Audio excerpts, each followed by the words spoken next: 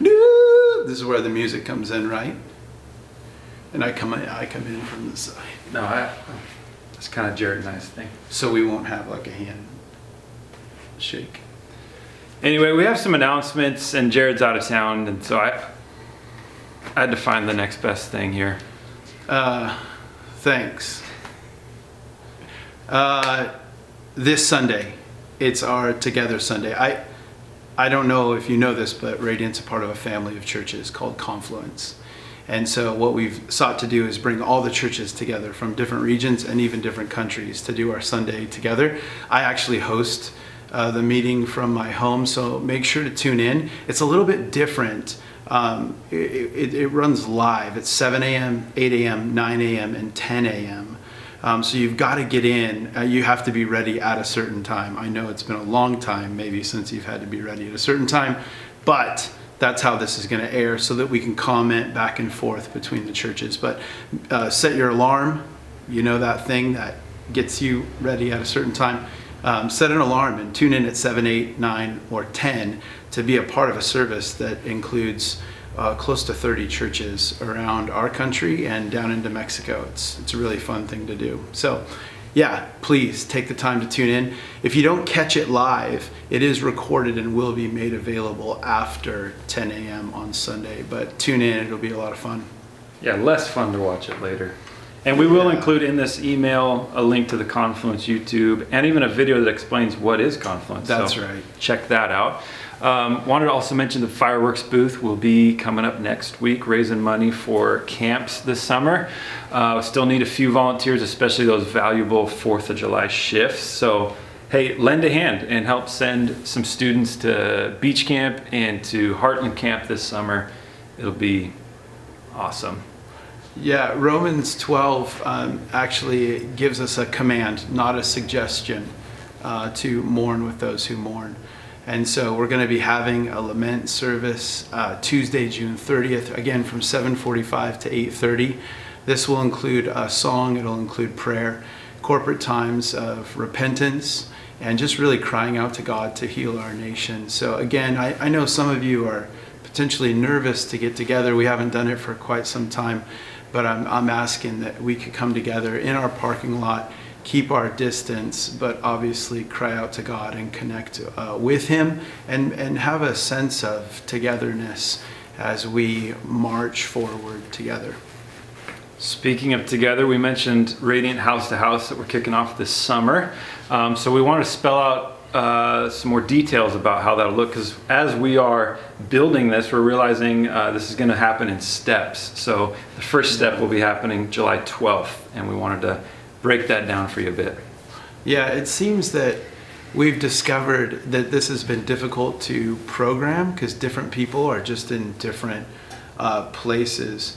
So we wanted to create, I guess, some freedom for people to take the next step. We know people are wanting to take a next step, but it's been difficult for us to say, this is what it should look like for you and for your family. So I think in a lot of ways, we're trying to appeal to what people have faith for, what they have a clear conscience about, because just one size doesn't fit all. I think we're learning that right now. What else do you think people need to know? Yeah, I mean, honestly, it just doesn't feel like the time to come up with a one-size-fits-all program. I think we're all a little frustrated about the last few months, feeling like we've been told these one-size-fits-all solutions to this. So we don't want to do that right now. We want to take this first step in a decentralized way and just support those that are taking steps. So for some people, it might look like having 50 people over in their home and going for it. Other people, it just might be inviting a couple other people over to worship together on Sundays. So we know that the steps are going to look different for different people, which we're totally up for and excited about, and we want to support those, and we just don't want to program it and try to keep it all one size fits all. Yeah, so here's what we want you to consider doing. Would you just consider taking in church with another family? Either inviting someone over or considering going over to someone's house. I think the things that we've missed the most, obviously there's continued to be outstanding sermons and outstanding worship. The air war has continued. What's been missing is the ground war, our connection with one another, an opportunity to pray, ask questions, have a conversation. Those are the things that we're missing most. So would you consider having a family over and hosting church? Watch the sermon together, do it on a Sunday, and have a conversation, maybe have an opportunity to pray for one another. But again, how many, whether there's live worship or not, those things will be up to you. So we'll support you when you decide, man, this is what it's going to look like for us. And this is what we're going to do going forward. We'd love to support you in that. So if you're in need, we'd love to help facilitate what you're going to do. But yeah, 8 consecutive weeks we found out was going to be tough because a lot of people will be out of town for a weekend. We also didn't want to say this is what the size should be. Again, it might end up being that size. It might end up being much smaller. But we wanted to give people freedom to take the step that they feel like is right for them. Yeah. And for those of you that aren't ready to be together for one reason or another, there'll still be sermons online, worship online for sure, but we would recommend taking a step toward people in worship Sunday mornings. Get back in that habit of worshiping on Sunday mornings. Join together in song. If you know somebody that can lead a song, it doesn't have to be perfect or polished.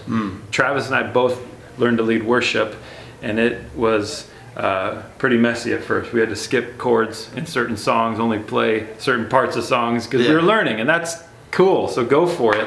But if you don't have anybody that can lead song together, then we do have a bunch of worship songs recorded on YouTube that you can access still. We'd recommend watching the sermon together, and then engaging in it, discussing it, having a conversation, responding in prayer together. That would be awesome. And then enjoy each other. Play, eat, hang out. Those are ingredients that are really missing. So that's our recommendation. Yeah, we found that most families are already mixing with either their extended family or with other families. And so invite those people over that you're already doing life with, and just include conversations about what God's doing, and make sure to make space to pray for one another. I think that's the thing that we're missing the most at this point. Like I said, there's no shortage of sermons. You can listen to worship anywhere and everywhere, which is amazing, but I think connection is something that we want you to have, and realize we can't really program that at this stage. So we'll keep you guys posted, but this summer, let's try this and see what comes of it. We're building this plane in the air, and we're unapologetic about it because we know that every organization is, so people much smarter than we are struggling to figure out what's next. And so you're going to have to remain flexible, and please just work with us as we figure out what the future looks like. That was pretty good. I think I just need some outro music now. It's 8 minutes. God dang it. Felt like 5. Yeah.